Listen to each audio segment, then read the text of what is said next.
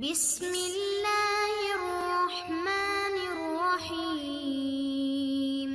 بسم اللہ الرحمن الرحیم۔ السلام علیکم عزیز طلبہ کرام، امید ہے آپ حضرات خیریت سے ہوں گے۔ آج ہمارا مبادیات الحدیث کا سبق نمبر 41 ہے، جس کا عنوان ہے علم حدیث بر صغیر میں، اور اس کو ہم دور ثانی پڑھیں گے، اور دور ثانی کا حصے اول۔ اس حصے کے اندر ہم لوگ دور اول کی کچھ باتیں ذکر کریں گے اور دور ثانی کی تمہید باندھیں گے۔ گزشتہ سبق کے اندر ہم نے دور اول کے حصے سوم کو مکمل کیا تھا، تو آج کا سبق شروع کرتے ہیں۔ دور اول یعنی دوسری صدی ہجری، 8ویں صدی عیسوی، اور تیسری صدی ہجری یعنی 9ویں صدی عیسوی۔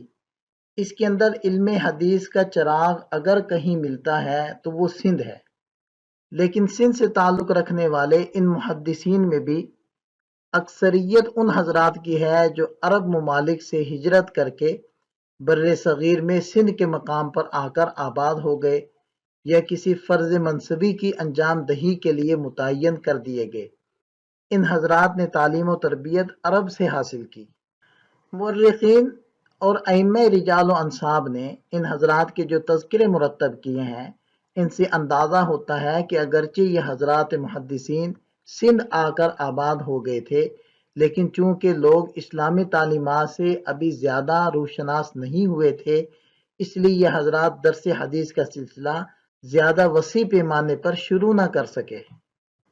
دوسری وجہ یہ ہوئی کہ دوسری صدی ہجری میں سندھ آنے والے محدثین میں سب سے بعد میں جس محدث کی وفات ہوئی وہ الربیع بن صبیح البصری ہیں، جنہوں نے 160 ہجری میں وفات پائی، جبکہ سندھ کو فتح ہوئے ابھی نصف صدی گزری تھی۔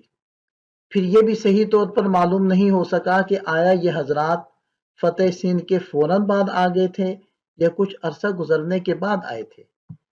جہاں تک اس صدی کے سندھی محدثین کا تعلق ہے، وہ لوگ یا تو وہ حضرات ہیں جو پیدا ہی عرب میں ہوئے اور وہیں تعلیم و تدریس کا سلسلہ ایک عرصہ جاری رکھ کر وفات پا گئے، یا وہ لوگ ہیں کہ جو سندھ میں مسلمانوں کی آمد و رفت اور ان کے علمی رتبہ اور مقام کو دیکھ کر اس سے متاثر ہوئے اور اسلام قبول کر لیا اور حصول علم کے لیے بصرہ اور دمشق کا سفر اختیار کیا۔ ان حضرات کی نیت تو یہی ہوگی کہ حصول علم کے بعد واپس آ کر درس و تدریس کا سلسلہ شروع کر کے مقامی حضرات کی تعلیم و تربیت کا انتظام کریں گے، لیکن ان کی زندگی نے وفا نہ کی اور طلب علم کی چوٹی سر کرنے کے دوران ہی یہ لوگ اس جہان فانی سے رخصت ہو گئے۔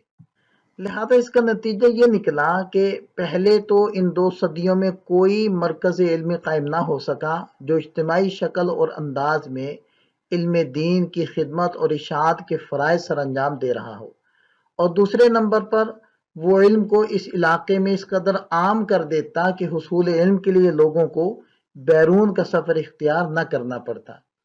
اس دور کے محدثین میں 2 محدثین ایسے نظر آتے ہیں کہ جن کا فیض علمی آگے بڑھا اور نسلاً بعد نسلیں علم دین کی خدمت ہوتی رہی۔ ان محدثین میں دوسری صدی ہجری کے محدث ابو معشر نجیح بن عبد الرحمن سندھی رحمۃ اللہ علیہ ہیں، جو 170 ہجری میں ان کی وفات ہے، اور دوسرے ابو محمد خلف بن سالم ہیں۔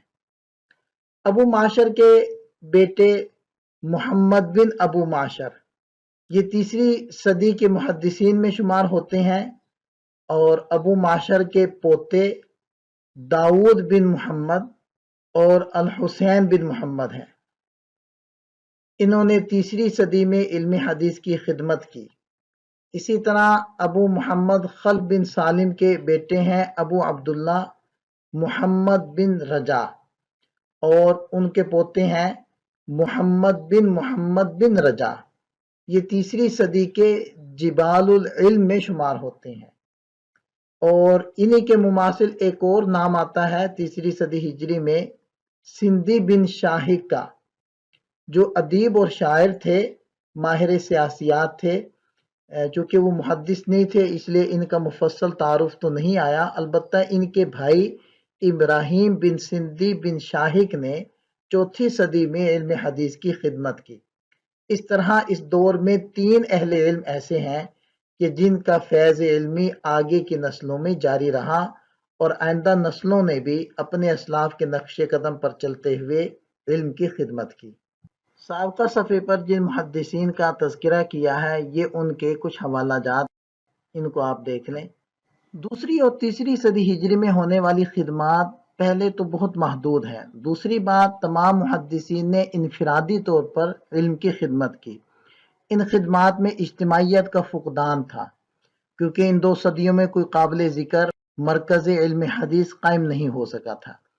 البتہ چوتھی صدی اس لحاظ سے خوش قسمت ہے کہ اس صدی میں بر صغیر کا سب سے پہلا مرکز علمی دیبل میں قائم ہوا۔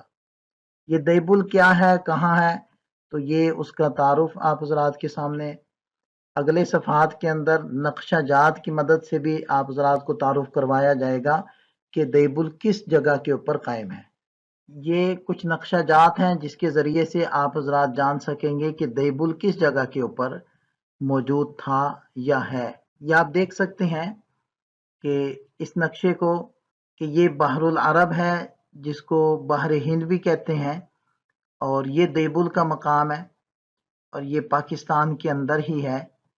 اس نقشے کے اندر آپ کو اور زیادہ واضح نظر آ رہا ہے، یہ مکران ہے، مکران بھی پاکستان کے اندر ہے، اور یہ دیبل ہے، اور یہ سندھ آگے لکھا ہوا ہے، اور یہ اوپر جائیں تو پنجاب کے اندر جو ملتان ہے یہ اس کو دکھایا گیا ہے۔ چوتھی صدی کے محدثین کی اکثریت دیبل سے ہی تعلق رکھتی ہے۔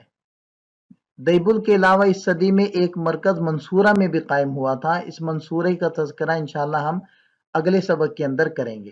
یہ دیبل کی ہی چند تصاویر ہیں، پرانی کھنڈرات اس کے موجود ہیں۔ دیبل کا یہ مرکز اور اس کے رجال اہل علم کے درمیان اس قدر مشہور ہوئے کہ حموی نے معجم البلدان میں اس کا تعارف کرواتے ہوئے لکھا کہ اس کی طرف کثیر تعداد میں محدثین منسوب کیے جاتے ہیں۔ یہ بھی دیبل کی ہی چند تصاویر ہیں۔ سمعانی نے الانصاب میں دیبل کے رجال کا مستقلاً ذکر کیا ہے۔ تو ان تصاویر کے اندر آپ دیکھ سکتے ہیں کہ کھنڈرات دکھائے جا رہے ہیں، یہ کچھ کھنڈرات کے اوپر کام ہو رہا ہے، ان کو ظاہر کیا جا رہا ہے، اور اسی طرح یہ بھی آپ کو کھنڈرات نظر آ رہے ہیں دیبل کی بندرگاہ کے۔ اس سلائیڈ کے اندر بھی چند تصاویر ہیں، سے بھی آپ کو چند کھنڈرات نظر آ رہے ہیں، اور یہ دیکھیں کہ یہ بورڈ لگا ہوا ہے جامع مسجد، یہ جنوبی ایشیا کی پہلی مسجد ہے، کیونکہ مسلمان دیبل کی بندرگاہ پر اترے ہیں اور پھر انہوں نے مسجد کی بنیاد بھی رکھی۔ اس سلائیڈ کے اندر بھی چند تصاویر ہیں جو دیبل کی ہی نشاندہی کر رہی ہیں۔ تو اس کے اندر آپ یہ دیکھیں کہ منصورہ کا بھی تذکرہ آ رہا ہے، انشاءاللہ منصورہ کا تذکرہ ہم اگلے سبق میں مستقلاً کریں گے، اور اسی طرح اس کی کچھ تصاویر بھی آپ حضرات کو دکھائیں گے۔ تو یہ بہرحال دیبل کی بندرگاہ ہے، اور یہ اس کے کچھ کھنڈرات آپ حضرات دیکھ پا رہے ہیں۔ آج کے سبق کو بس یہیں روکتے ہیں۔ آج کے سبق کے اندر ہم نے علم حدیث بر صغیر میں اس کے دور ثانی کو شروع کیا ہے، اور اس کا حصے اول ہم نے آج پڑھا ہے، اور اس حصے اول کے اندر اصل میں ہم نے تمہید باندھی ہے کہ دور اول اس کی انتہا اور دور ثانی کی ابتدا، تو ان دونوں کو آپس میں جوڑا ہے، اور سندھ کے اندر جو دیبل کا مقام ہے اس کو ہم نے دکھایا ہے، اس کا تعارف کروایا ہے، اور اس کے محدثین کے بارے میں ہلکا سا تذکرہ کیا ہے۔ بقیہ انشاءاللہ اگلے سبق کے ساتھ ملتے ہیں۔ اللہ تعالی ہم سب کا حامی و ناصر ہو، دعا میں یاد رکھیے گا۔ السلام علیکم۔